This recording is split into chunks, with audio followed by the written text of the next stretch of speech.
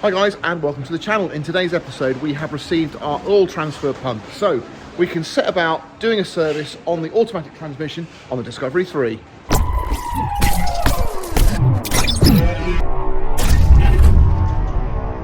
So the morning started well. The Discovery started up first time, no real issues, and then just before we got into work we got this message. We're going to be trying to fix our transmission fault by fitting a new filter to the transmission and do a complete service. I don't have a sump plug to release the fluid from this. Now this is metal. I don't think this is genuine, so it's been done once before, and there should be a bung there to drain our fluid, and there isn't. Now this is our replacement. On our flip side, we've got a little bung there, look, to remove our fluid. Now we don't have that on our existing one. Now I haven't got a sucky tool. You need a vacuum of some sort, pump. I'm going to go on Amazon and see how much they are. If they're fairly inexpensive, we'll get one.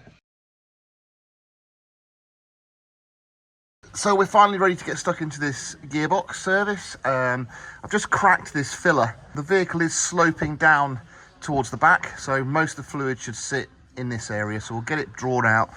What I'm really hoping for is that we get a small amount of fluid. I don't want the 7 litres to come out. I don't even want 5 litres to come out. I want about 3.5, 4 litres to come out, because I think that'll be a good sign of why it's not working. But we'll get it all set up now and we'll start pulling out some fluid. Right, we must be on a slope more than I thought, because that's already started to come out of there. So we're gonna have to soak that up quickly and then start draining. We're gonna do the remainder with this Sealey transfer pump. Come in.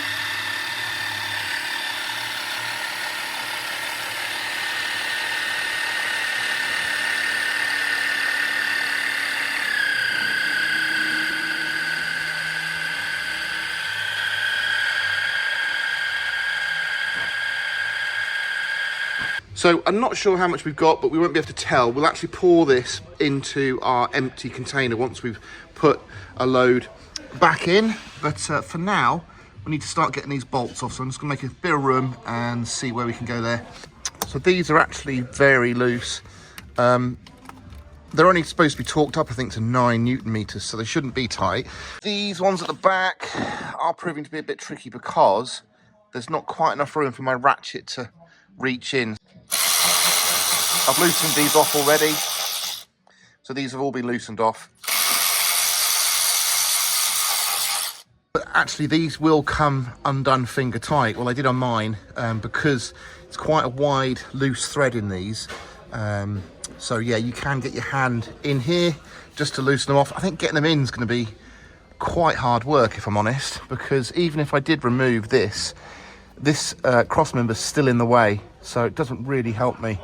So there you can see, look, they do unwind. Once you crack them off, get them out as much as you can with a ratchet, because you'll find that obviously your ratchet's going to interfere with this cross member.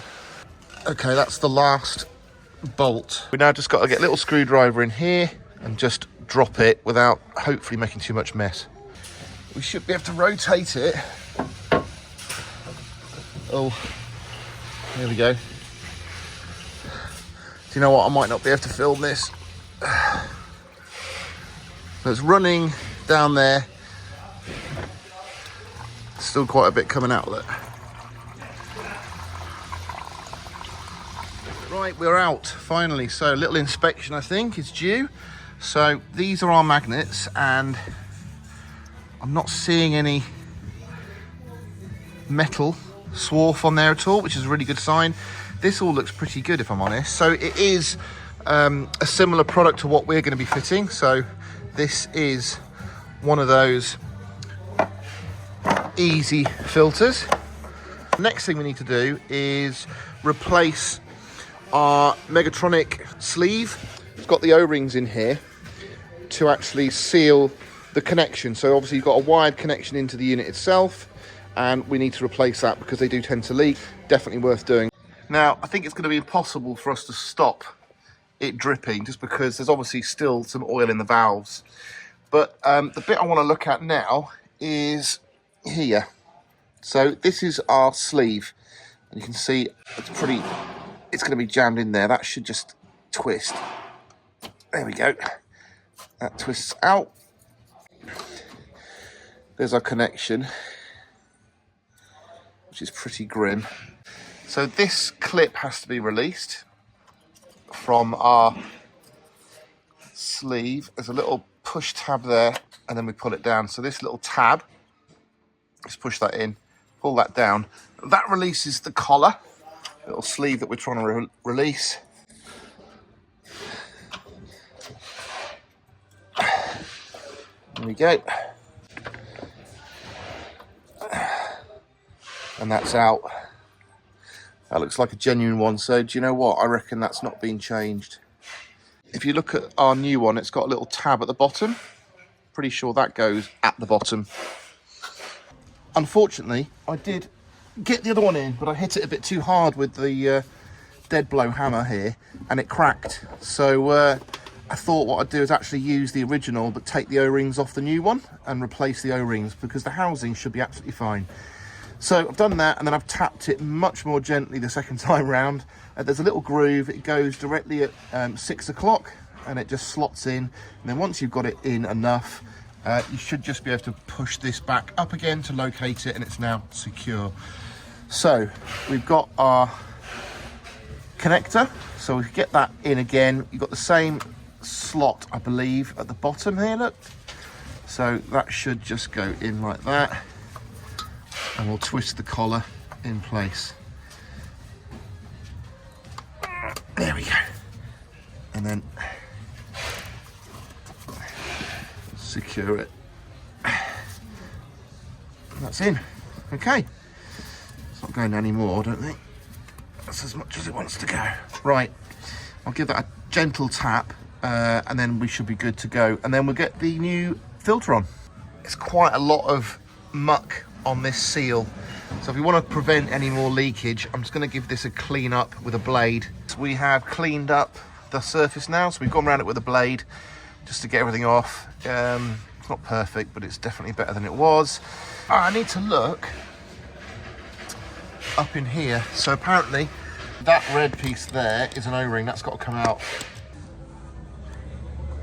Now you can see just how not rubbery that is. That is rock hard. So yeah, make sure you get that out. Yeah, that's old. Wonder if it'll bounce. There you go. We're ready for our filter. It's got some prongs on it. Can you see those there, just by my thumb? That should stop it from rotating. Okay. There.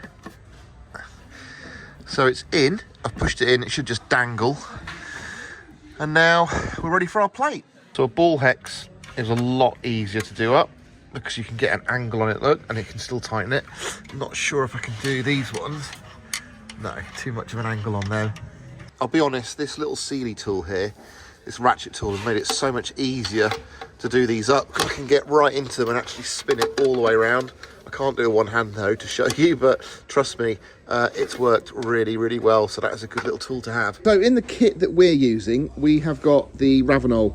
So you get 7 litres of the Ravenol, you get a 4 litre tub, which is useful because that's what I'm going to put in first. That should fill it without spilling out. And then we're going to be topping up with the last 3 litres. We're going to use our electric pump again, but in reverse. And hopefully that's going to sort it out. As always, I'd rather do this work on the floor because you guys are probably unlikely to have access to a ramp or a pit. And you're going to be doing the same as me, but trust me, if you can get enough access in there and you're not filming, I think you'll find it fairly easy. That socket hex bolts set that you get with the filter kit was a real blessing. That was so much easier to reinstall. I did put some gasket sealer on that gasket just to hold it in place. It's all gone in nicely. Torqued it all up to 9 Newton meters on all the bolts. So yeah, I mean, we're ready to go. Right, this time we are drawing out of our new bottle through and up into our filler.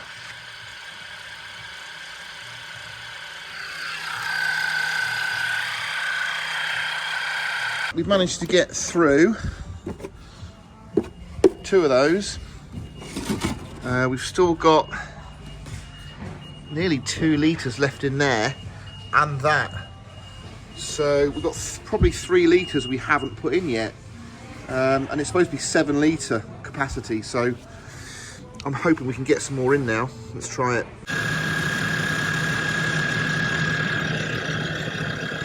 That is a nice trickle, so I think we are now full, and we'll get that buttoned up.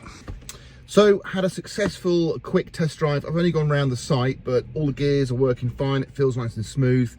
Tomorrow morning, I'll go on a proper test drive. We'll go on the motorway, see if we can get some miles under us, just see if we can keep driving without that F transmission fault appearing. But I'm pretty confident. So it was a bit of a dirty job, if I'm honest. This is transmission fluid. We managed to take about 4.5 litres out of the transmission, and we managed to put back in nearly 6 litres. So it was definitely a litre short. Now, we did run some of that extra litre out. The 6 litres, I think probably half litre of that came out. So I would say 4.5 litres came out, 5.5 litres went back in. And I'm hoping that is going to make the difference.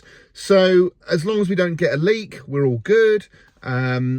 It's not a hard job. Trust me, it's just a really mucky job, made harder by the fact that you've got to get under the truck. But definitely, I think, worth doing. But I'll hold my final decision until tomorrow when I take it for a test drive, and we'll see what happens.